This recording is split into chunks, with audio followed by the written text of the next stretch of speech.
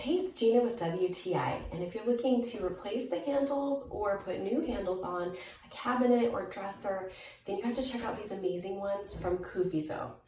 We wanted to update the look in this bathroom vanity, and it had similar handles, but they had gotten worn with time and were chrome. We wanted to update it to something a little more modern with the black handles and the white cabinets. I just love how it turned out. These handles are so solid, and they're very easy to install. In fact, the kit comes with 2 different lengths of screws. So depending on how thick your cabinets are or your dresser doors or whatever you're installing them in, you're going to be able to accommodate that with these 2 different lengths of screws. This has a matte finish, which looks really good.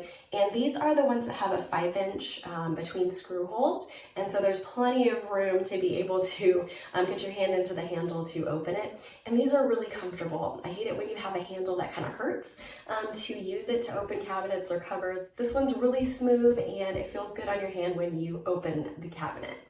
You're not going to be disappointed by the look and the quality, and that's my point of view.